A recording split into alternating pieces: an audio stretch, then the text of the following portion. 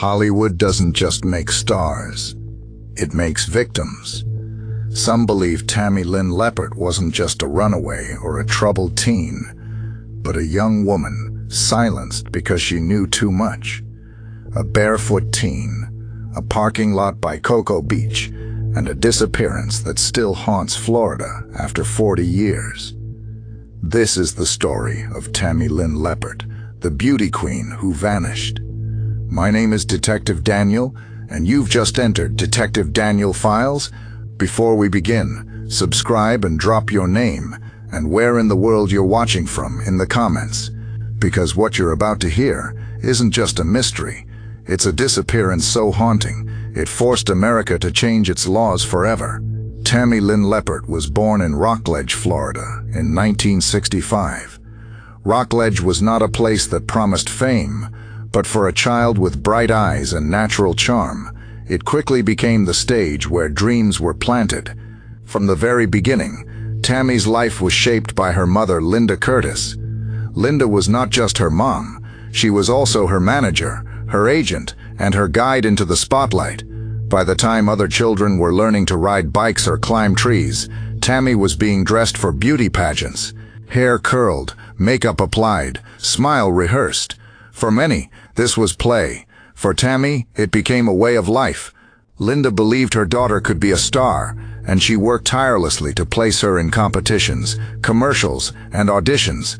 Tammy's childhood was filled with trophies and sashes, the applause of strangers, and the constant reminder that beauty could open doors. Yet behind the ribbons and titles, she was still just a little girl, innocent, curious, and hopeful. There was a glow about her, a promise of something greater. But innocence and ambition can be a dangerous mix. For Tammy, the very qualities that made her shine would one day draw her into a world where attention was not always admiration and success came with shadows. By the time Tammy was a teenager, she was no stranger to the spotlight. She had already entered more than 300 beauty contests and won most of them. Judges praised her charm, her poise, and her striking looks. For Linda Curtis, each victory was proof that her daughter was destined for stardom. Tammy's face soon appeared in local commercials. She was the girl selling products on television, the smile on the poster, the name whispered in modeling circles. Auditions followed, small at first, then bigger. And in 1983, Tammy managed what many small-town girls only dream of, stepping onto Hollywood sets. She appeared in the teen movie Spring Break and even had a brief role in the legendary gangster film Scarface. But success came at a price. For a teenage girl, the pressure was relentless. Every move was watched, every flaw judged. Behind the camera lights, she faced long hours, demanding expectations, and the constant reminder that beauty fades and opportunities vanish if you're not perfect. To the outside world, Tammy Lynn Leppert was a rising star. To those closest to her, she was still just a teenager, caught between the innocence of youth and the crushing demands of an industry that never stops asking for more. Florida, in the early 1980s, was a place of sharp contrasts. On the surface, it was sun-soaked beaches, neon lights, and the promise of endless opportunity. Cocoa Beach, Miami, and Orlando drew dreamers from across the country, models, actors, and musicians chasing fame. It looked glamorous, and for a young girl like Tammy, it seemed like the center of possibility. But behind the polished image, Florida was also becoming a hub for crime and cocaine trafficking. Drug money-fueled parties that seemed dazzling from the outside, but often hid violence and corruption. The entertainment industry itself, pageants, modeling, film, opened doors for talent, but also for exploitation. Young women were often promised the world, only to be taken advantage of, discarded, or silenced. Tammy stood at the crossroads of these two worlds, the bright lights of Hollywood dreams and the dangerous shadows that came with them. And in those years, many discovered the hard truth: not every bright light leads to safety. In the months leading up to her disappearance, Tammy began to change. Friends who once saw her as outgoing and full of energy noticed something different. Her smile was still there, but it no longer carried the same ease. She seemed distracted, unsettled, as if her thoughts were trapped somewhere no one else could follow. Mood swings replaced her usual calm. At times she was nervous and jumpy, looking over her shoulder as if someone was following her. Other times, she withdrew completely, quiet and distant, unwilling to share what weighed on her mind. To her family, the change was alarming. Tammy confided in her mother that she feared for her life. She never said exactly why, never explained what she had seen or heard. But the fear was real. It gripped her, and it grew. The question still lingers. Was Tammy's paranoia only the stress of a teenage star, or was she catching glimpses of a danger that no one else could see? The morning of July 6, 1983, began like so many others in Cocoa Beach, Florida. The sun rose over the Atlantic, the air heavy with summer heat, waves breaking against the shore. For most people, it was an ordinary day. But for 18-year-old Tammy Lynn Leppert, this would be the day her name would be written into mystery. At home, Tammy seemed restless. She dressed casually, not as though she was preparing for a photo shoot or a contest, but for something simple, just a day out.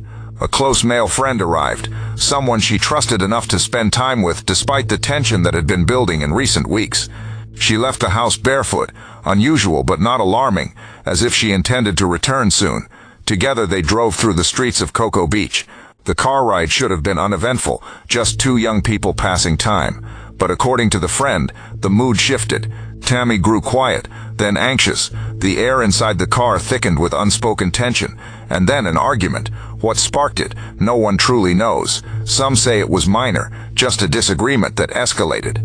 Others believe Tammy confronted him about something darker. What's certain is that emotions boiled over. She demanded to be let out. He claims he pulled into a parking lot near Cocoa Beach and watched as she stepped out of the car, barefoot, no purse, no money, no plan. The car pulled away. Tammy stayed behind. That was the last confirmed moment anyone saw her alive. What was said in that car? What truth sparked such intensity that she chose to walk away rather than stay inside? Those minutes, ordinary to him but extraordinary to history, remain a riddle, and with them the final trace of Tammy Lynn Leppert begins to fade. Cocoa Beach, Florida, a place known for surfers, tourists, and sunlit days. But on July 6, 1983, it became the setting of a mystery that has never been solved. According to the friend, their argument reached a breaking point.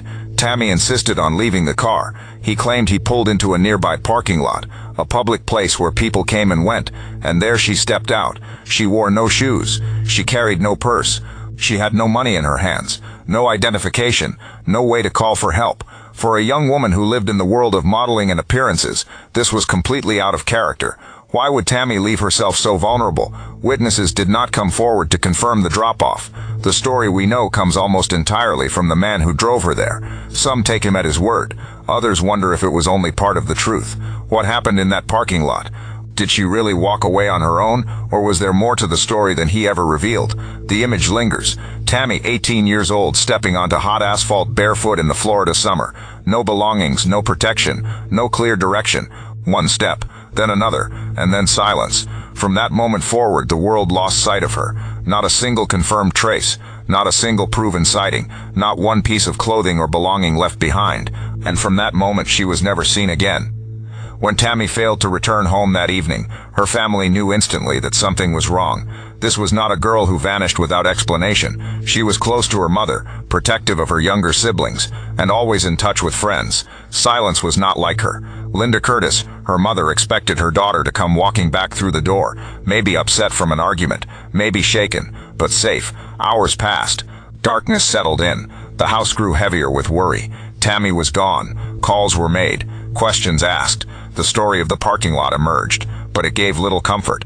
Linda contacted police, hoping they would respond with urgency. But in the early 1980s, missing teen cases were often misunderstood. Too many were labeled runaways, especially young women. The initial response was slow, procedural, and lacking the urgency a terrified family begged for. As word spread, the community was shaken. This wasn't just any missing teenager. This was Tammy Lynn Leppert, a beauty queen, a rising actress, a familiar face in magazines and films. How could a girl so well known, so public, vanish without a single clue? Neighbors whispered, friends worried, reporters called, and through it all, Linda Curtis held on to one unshakable truth. Her daughter had not run away. Something had happened, something dark. By the end of that first night, a painful reality had already set in. Tammy Lynn Leppert, just 18 years old, had disappeared without a trace. For Linda Curtis, the days after Tammy's disappearance became a nightmare that never ended. She was not just a mother searching for her child. She was also her daughter's manager, the one who had guided Tammy into pageants, into films, into the world that now seemed to have swallowed her whole. Linda went to the police again and again, pushing them to take her daughter's case seriously.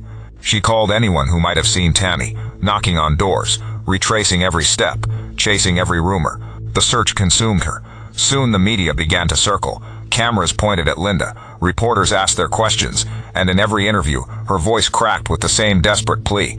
Please, if you know where my daughter is, if you've seen anything, help us bring her home. The spotlight that once shone on Tammy's beauty now shifted to her mother's pain. Linda carried the double weight of public grief and private guilt. Was she to blame for encouraging Tammy's career? Had she led her into danger without seeing the warning signs? Every missing person case leaves behind a family searching. But for Linda Curtis, it was more than search. It was a cry that echoed across Florida, a mother's cry that still lingers, unanswered, decades later. The story of Tammy Lynn Leppert spread quickly. Local papers carried the headline, "Model Missing." Soon it wasn't just a family tragedy, it was a public spectacle. The image of an 18-year-old beauty queen, once seen on screen in Scarface and Spring Break, now paired with the chilling word missing, was too striking for the media to ignore. The press latched onto her Hollywood connections. They painted Tammy as the starlet who vanished, a rising actress stolen from the spotlight. People across Florida, and even beyond, followed the story not just because a young woman was gone, but because she had touched the edge of fame. But with the attention came distraction. Instead of focusing on leads and evidence, coverage often chased sensational angles. Was she kidnapped by a jealous rival? Did she flee Hollywood pressure? Did she stumble into the drug trade? The more the speculation grew, the harder it became to separate truth from rumor. For investigators, the media storm brought both help and harm. On one hand, Tammy's face became known to thousands. On the other, wild theories and exaggerated stories clouded the facts. What remained clear was this: behind every headline, behind every sensational headline, was still a missing daughter, and a family waiting for answers. In the weeks before her disappearance, Tammy attended a party. Not just any party, one whispered about in rumors, one said to involve people with dangerous connections. Some believed that night changed everything. Stories circulated that Tammy saw something she was never meant to see, a deal gone wrong, a moment of violence, or the faces of men tied to drug trafficking that controlled parts of Florida in the early 1980s. After that night, Tammy's behavior shifted sharply. Friends said she returned shaken, nervous, her sparkle dimmed. The outgoing beauty queen who once smiled easily now seemed haunted, cautious, even paranoid. She spoke less, watched more, as though shadows followed her wherever she went. What exactly happened at that party remains unknown, but many who knew her believed it was the turning point, the secret she carried, the fear that would not leave her. If Tammy witnessed criminal activity that night, it could explain the terror in her eyes, and it could explain why within weeks she would vanish into silence. Before we continue, let me pause for a moment. Tammy's story is tragic, but it's also a reminder. Danger is often closer than we think, sometimes in our very own neighborhoods. That's why I created my ebook, Predator Next Door.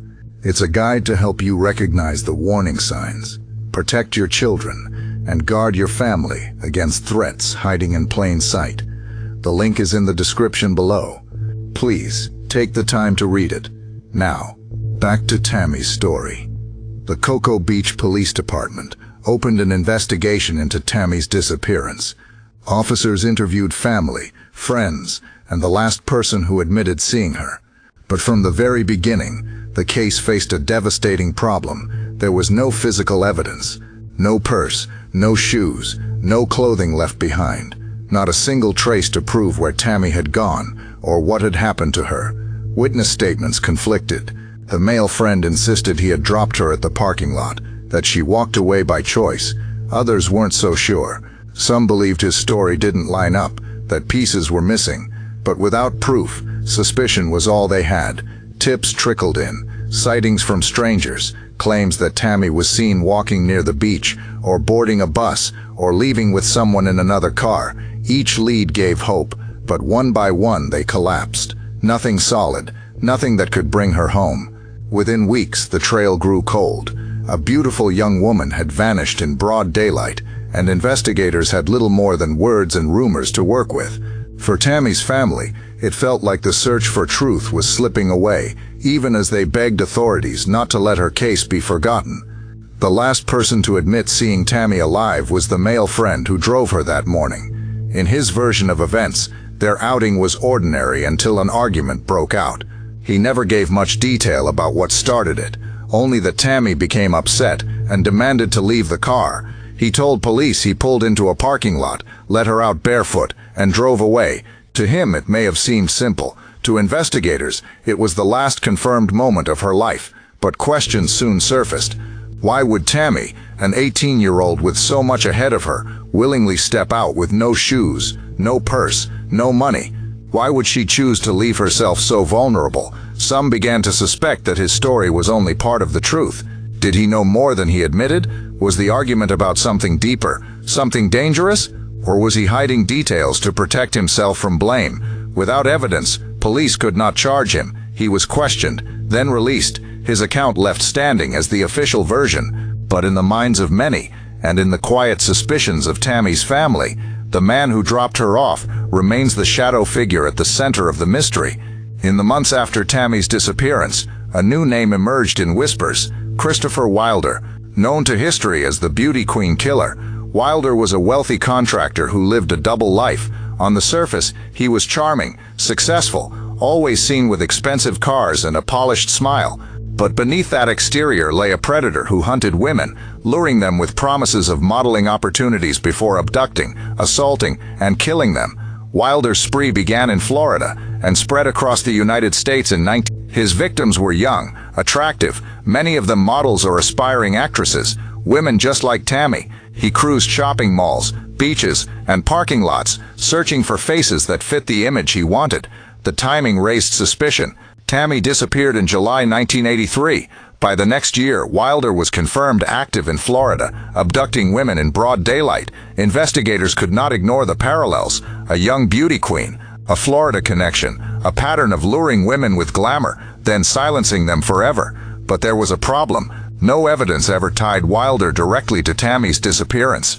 No eyewitnesses placed him in Cocoa Beach. No confession, no proof. Her case came before his spree was fully recognized, leaving investigators with only theory, not fact. And so Christopher Wilder remains one of the most chilling possibilities in Tammy's story, a predator whose crimes echo her fate, but whose guilt in this case could never be proven.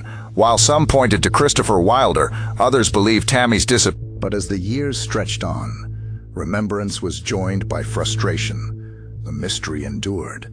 The answers never came, and the agony of a family still waiting grew heavier with each passing year. The years after Tammy's disappearance stretched into decades of silence. Leads came and went, each one promising hope, each one collapsing into disappointment. Witness tips dried up, files collected dust, and the case slipped further into the category no family ever wants to hear: cold. For Linda Curtis, frustration grew with every unanswered phone call, every empty promise from investigators. She believed the case was not given the urgency it deserved, that too many chances were missed in those critical early days. And with each passing year, trust in the system faded. But families of the missing do not stop searching. They cannot. Linda continued to press law enforcement, to push Tammy's name back into the public eye, to keep her daughter from being forgotten. The pain of not knowing never lessened, it only deepened. For the community, Tammy's case became a haunting reminder of how easily a person can vanish and how quickly attention can fade. Headlines moved on, new stories filled the papers. But for her family, time stood still. The silence of those years was its own kind of cruelty, a void where answers should have been, and a reminder that cases may grow cold, but love and the fight for truth never do. If Tammy's story troubles you, and it should, don't let it end here. Learn how to protect your own family before danger strikes. My ebook, Predator Next Door, reveals the warning signs most people miss and the steps every household can take to stay safe. The download link is in the description below. Now, let's return to Tammy's case. Tammy's disappearance is more than a mystery from the past. It is a warning for today. When someone you love begins to change suddenly, when fear replaces joy, when paranoia takes the place of confidence, do not dismiss it. Listen, ask questions, take it seriously. Sometimes those subtle changes are the earliest signs of danger. her story also exposes the darker side of glamour. Beauty contests, modeling, film sets, they may promise opportunity, but they also open doors to people who exploit, manipulate, and prey on the vulnerable. Tammy's world was filled with bright lights, but hidden in those same lights were shadows. The lesson is clear. Awareness is protection. Families must teach boundaries, encourage open conversations, and pay attention when something feels wrong. A moment of awareness may not change the past, but it can save someone's future. Decades later, the same questions still circle this case. Why barefoot? Why did Tammy step out of that car with nothing? No purse, no shoes, no money.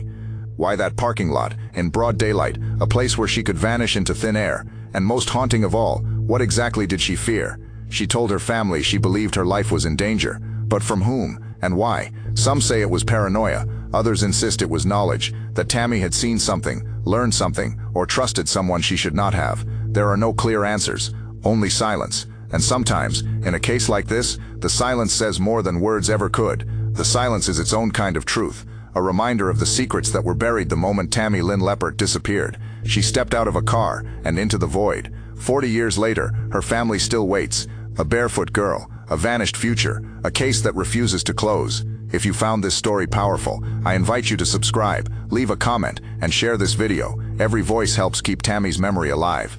If you have any information about the disappearance of Tammy Lynn Leppert, contact the Cocoa Beach Police Department or the FBI. Even the smallest detail could be the piece that solves this mystery. And before we end, remember, the dangers Tammy faced are not only history.